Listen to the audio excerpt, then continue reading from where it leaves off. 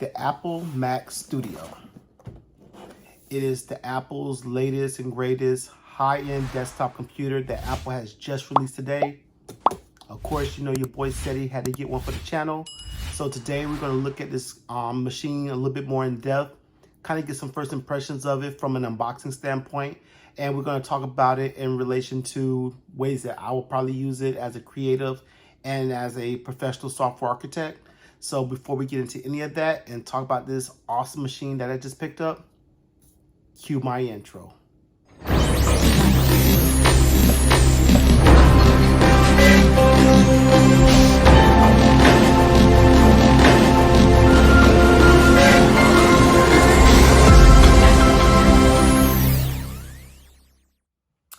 So Apple a few weeks ago, or yeah, I think it was about a few weeks ago, Apple had their, their event online, which they usually have about this time, where they announce all the new Apple products that they'll be announcing, or at least releasing, in the spring and so forth. And in that announcement, they released a couple new colors of the iPhone 13, a new iPad, which we'll be talking about, in a later video. The starter show was indeed the Mac Studio, as well as a new monitor studio display for the, I guess technically for the Mac Studio, but it can be used on any other, Mac computer and so forth. So what is the Mac Studio? The Mac Studio is basically the next level of Apple desktop computers. A lot of people are comparing it to the Mac Mini. I would not say that. I would say that the Mac Mini is still going to be here. There will still be new iterations and new revisions of the Mac Mini. I think that Apple just wanted to create a more higher end mini desktop computer for its audience, that, people who needed them. So you're seeing a lot of, hype and a lot of people, talking about the Mac Studio, because it does allow you to do a lot of things that you couldn't do, or that you would have had a harder time doing with the older, or not older, but necessary, the other Mac computers. What makes this particular Mac Studio different is that it's using its latest M1 chip, which was the M1 Max chip. And if you get the baseline configuration, which is what this is, it comes with the M1 Max chip. So the same desktop, or the same chip that I have in my new MacBook Pro Max is in my desktop. If you're willing to spend the extra money and go, and scale it up, you can actually get what is called the Ultra chip for the M1, which is basically two M1 Max chips, and they kind of bridged them or fused them together to act as one CPU, so that you can literally pretty much double all the capabilities of that Max chip, even with up to 128 gigs of unified memory and just massive numbers of GPU cores, so that you can do very graphical intensive tasks, things like that. I still won't say gaming. Mac is still not a quote-unquote gaming machine, at least not until a lot of the game developers, port their games over to the Metal engine for Mac. Mac now has the power to do it. It's just that developers have not, went forward and actually updated their games to support the Mac yet. But so from a gaming standpoint, that's a different conversation. But from a productivity standpoint, video editing, graphic design, things like that, this bad boy can do it all. And like I said, a lot of people are kind of comparing this to the Mac Mini, because as you can see here, it does look a lot like a Mac Mini. It looks like, a Mac Mini, except for it's, bigger, so to speak. As you kind of turn this around, you can see that there's a lot of ports. So, we got, multiple USB-C ports, and actually those are Thunderbolt ports. So you can actually attach very high-speed devices to them, monitors and things like that. You got your, Ethernet port if you want to physically, put your network connection in there. Of course, the place that's where you plug your charger, or not charger, but you'll plug it into the wall. Some USB A ports, HDMI port, as well as a audio jack. So this computer, it's not like the other devices where Apple's kind of been pulling away their audio jack. They actually included the audio jack into this particular device. And like I said, a lot of developers, creatives and things like that are really yammering and talking about this machine, because if you wanted a Mac machine that was very powerful, prior to this machine today, then you would have to go with what is called a Mac Pro. And I'm not saying that Mac Pros were bad, but Apple a few years ago cut ties with Intel and decided to make their own custom silicon chip for their own processors and so forth. So Intel is no longer making the processors and so forth for Apple computers. So if you was to get an Apple computer that had an Intel chip, you know right away that it's going to be obsolete soon because Apple's not going that way anymore. So this is like one of the first major powerful, super powerful computers. Well, that's debatable because you can say the MacBook Pro was super powerful since it has the same chip in it. So yeah, but desktop computer, powerful desktop computer that has come about since the, divorcing, I sort of speak, of Intel. So a lot of people is talking about this and, what this machine is capable of. This machine has the chops to do some major work. It has the graphical ability. It has the processing ability. It has the memory to do all that kind of stuff. So a lot of people are looking forward to what the Mac Studio can do. And you know what? Let's just go ahead and get into it. And let's take a quick unboxing and see exactly what's in this box. So I actually went through and did a full unboxing, and I thought I was recording, but I guess I didn't hit the record, but at least I thought I hit it and it wasn't recording. So I actually did all that and then realized when I went to turn off the recording, I wasn't recording, but whatever. We'll keep going. But basically, it wasn't much of an unboxing, so that's really, I'm not feeling bad about it. Because if you ever open up a Mac Mini or something from Apple, you kind of did it once, you did it all. Apple is known for their, minimal packaging and kind of, simplistic unboxings and stuff like that. Basically, in the box, you only get the Mac Studio, some literature, that you'll get with any electronic device that you buy, and a very nice power cable that plugs into your Mac Studio. It's not plasticky like some of the other cables that you might get. It's a nice braided material that comes with it that feels very high quality, so that when you plug up to your Mac Studio, it's going to be one of those things that you say, this will last a little bit. But the star of the show, of course, is the Mac Studio. And looking at it, it does look like a Mac Mini for all intent purposes. On top, it's got the signature Apple logo, the very minimal design all around. And then, of course, the bottom. Unlike the prior Mac Minis, there doesn't seem to be a clear way if you want to open up the bottom to do upgrades. Some people was talking about that the new Studio will be upgradable. At least I don't see it right away, the way that they get into it easily. But, there'll be some other companies that come out there and do a tear down on it and see how easily repairable and upgradable it is and so forth. I'm not really holding out hope for the ability to upgrade this. So like most Mac products, if you buy a Mac product or Apple product, you really want to buy it so that you can, grow into it, so to speak. This is the base model, so it comes with 32 gigs of RAM, the M1 Max chip, and 512 gigs of SSD storage. The reason why I didn't go all out and get the Ultra is, one, I was not gonna drop, I think it's $8,000 for the fully upgraded one. Not when I just did a pretty good upgrade on my MacBook Pro. This is more for my desk area and for me to do development and stuff like that on my desk. I haven't run into any major problems with my MacBook, so I don't expect to have any major problems here. And plus, I really thought, overall, the Ultra would be an overkill. And like I said, what the Ultra is basically, it took the chip from here, which is an M1 Max chip, and then it put two of them side by side, and there's like a bridge that bridged them together, and basically doubling the capacity of what the silicon chip that Apple built can do. So for my workflows, the Max chip has been working wonderfully. So I don't expect this to do anything other but work wonderfully. But back to this, as you can see on the front, you get two USB-Cs and a SD card, not SSD, but like an SD card that you put like your camera and things like that. Just easy access. So if you was like, for videographers and photographers and so forth, they can just put it right there in front, get their pictures. They don't have to worry about trying to put it in the back and all that kind of good stuff. In the back, you got, four more Thunderbolt ports, or, USB-C Thunderbolt ports, and that just means that it can take on some pretty high bandwidth peripherals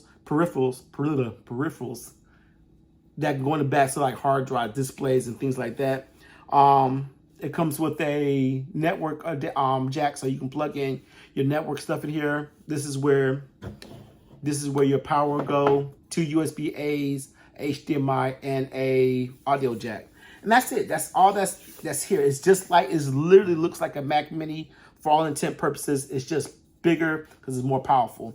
So the reason why it's probably bigger, or reason why it is bigger, not probably, but is bigger, is what you're seeing right here, which is a laser, like very precision drilled back plate. This is where all that hot air that's being generated by this machine will be pushed out at. So this is what helps control thermals for such a powerful device. And you're seeing those same drill holes and so forth on the bottom, 360 degrees around this bottom plate here. And that is where, while it's sitting down, all the air will be, cool air will be kind of sucked in through this bottom plate, cool the system's internal components, and then all that hot air that has been generated will be kind of blown out of this back plate here. Apple says that, with the fan noise and all that, it should be kept to a minimal, so you shouldn't really hear it. We'll have to test that to see how that works out and things like that. But we're not going to hook it up and do all that kind of stuff, because if you put that one Mac, you set up a million of them, they're all the same. So let's just talk about, in general, I guess basically what I'll be using this for, and what a lot of other people who are really going crazy over this machine, what they're hyped up about and what they're looking to do with this this new powerful machine from Apple. So what will I be doing with this machine? Well, for the most part, I'll be developing on this machine when I'm at my desk. Like I said, I have a iPad Pro, the one that just came out, the iPad Pro Max, which shares the same chip as this machine. So I'll have basically a machine that's very, comparable to the desktop version I have. So I have a laptop and a desktop that's very much in line with one another, so that I can be very mobile. Mobility is a priority for me. I'm always on the go, but having the ability to have a machine at my desk that can do the same types of things is also very important to me. So that's what this machine will serve as, and that's what I'll be working on. So I do a lot of work and with Docker and React and Angular, even with .NET, .NET Core in particular. That's what I'll be doing on this machine. The reason why I didn't go all out and get the Ultra, is because, one, it was an overkill for what I want to do. Now, of course, could I have grown into it? Yes, but in my line of work and my tech habit, I don't really grow into things. I just buy the next thing basically that comes out. So it makes sense for me to go out there and drop, I think it's $8,000 for the fully maxed out version of this device. So these devices aren't cheap. They start at $2,000, which is what this particular model is. It starts at $2,000, and as you start adding on upgrades and things like that, it goes all the way up to about $8,000. So you might be saying to yourself, God dang, that's a lot of money. And yes, it's a lot of money. $8,000 is a lot of money. I don't care how, who you are. You can be Bill Gates rich. $8,000 for it, that's still a lot of money. But it's worth it. And the reason why I say that, and you probably looking at me cross-eyed like, did he just say that an $8,000 machine is worth it? Yes, because the reason why a year or two ago, Apple released the Mac Pro. And if you was to fully upgrade the Mac Pro, like we was going to fully upgrade this Mac Studio, the Mac Pro was double-digit thousands of dollars. I think if you put it, you go all out and get every upgrade that's available for it, I believe, it was right about 20,000. It might be even a little north of that, north of 20,000 for that machine. This machine right here, fully kitted out, is 8,000. And what's crazy is that because it's now rocking the new CPU and the whole silicon from Apple, this machine beats the Mac Pro. So you got a machine that's cheaper and you know, for all intent purposes, that's cheaper when you fully spec it out and so forth than the $20,000+ machine that was just released, you know, a year, maybe a year and a half ago, something like that, a year or two ago. And a lot of people are like, wait a minute, so is Apple now obsolete in their old stuff?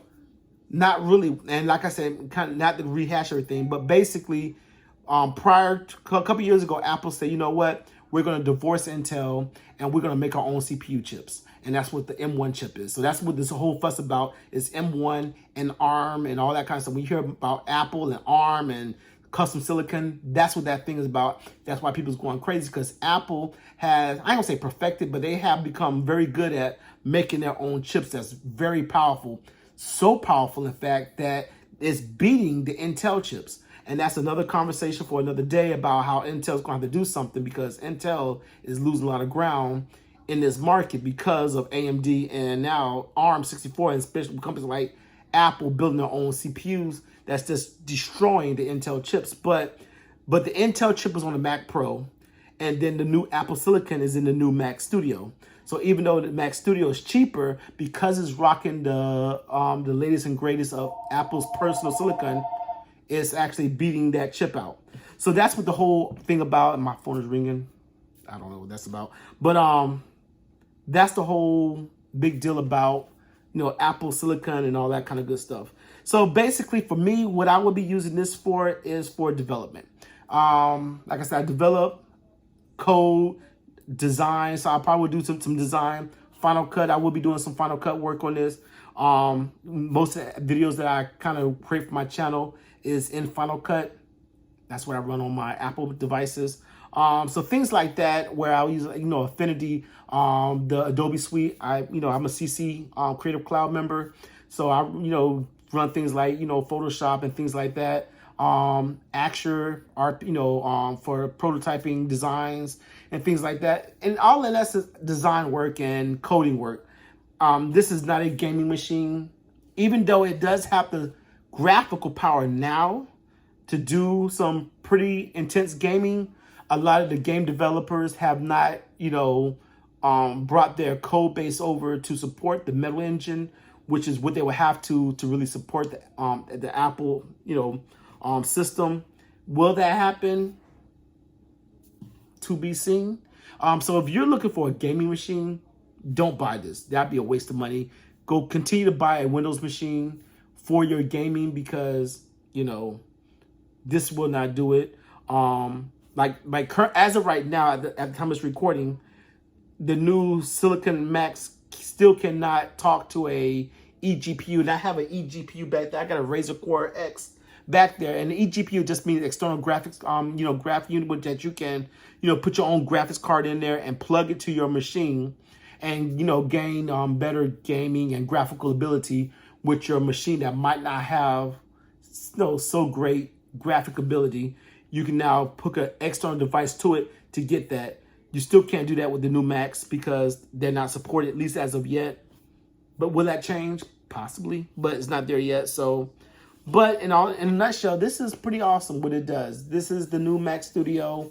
Like I said, it's pretty impressive that Apple was able to engineer something so small, but was able to pack so many features and just so much raw power into something this big, and for a starting price of $2,000. Because if you start to look at other machines, even in the Windows world, if you're looking at machines that can truly do, you know, I'm not talking about your 8 gig machines and your budget machines, but if you look at a real machine like from, you know, Alienware, or, you know, even from Dell and, you know, Microsoft themselves, like with their Surface line and stuff, you're going to either touch or surpass that $2,000 price point when you start getting the feature sets that's built into this machine. So pricing wise, it's competitively priced to fit the market for where this machine fits at. Now, of course, it goes all the way, this particular machine goes all the way to $8,000 if you want to get it fully spec'd out. I just didn't need that in my life. I just didn't need that because I got a lot of machines that I work on. I particularly work on Macs, but, you know, I got Windows desktops and laptops and things of that nature. And it just kind of felt good to have now my desktop now be in line with all the rest of my devices. So my M1 MacBook is now Apple Silicon. My iPad Pro, which is the new 12.1, not new one, but the new large 12.9-inch MacBook Pro that's got 16 gigs of RAM. That's got M1 on it. Now my Mac Studio has M1 on it. So everything is now coming together as far as, unifying my M1 line of machines that I use every day for development, which is another video that we'll talk about another time. But in a nutshell, that's your Mac Studio from Apple. So that's it. That's what I want to talk about today. Kind of give you my first impressions of the new Mac Studio. It's a beautiful machine. I didn't expect anything less from Apple. Like I said, it's not as heavy as I thought it would be, which is a good thing. That means that I guess technically if you want to be portable with this and need to take it somewhere, it's easy to do so. It's got a very minimalist design, which is again very Apple-like. They do give us enough ports. I feel they give us enough ports for the things that we might need to do, from SD cards in the front and Thunderbolt ports and stuff like that to Thunderbolt ports in the back, USB-A, HDMI, things of that nature. The only thing that I wish was on here technically was maybe a display port. But technically, they do have what is known as a USB-C to display. So if you do have a display port monitor, you can still use it. But in a nutshell, that is it. That's the Mac. That's the new Apple Mac Studio that just came out today, and I'm pretty stoked about it. And we'll be hooking this up and getting started on it right away. So if you like this kind of content, please consider subscribing to the channel. It just helps out the channel grow. If you like what you saw, please hit that like button.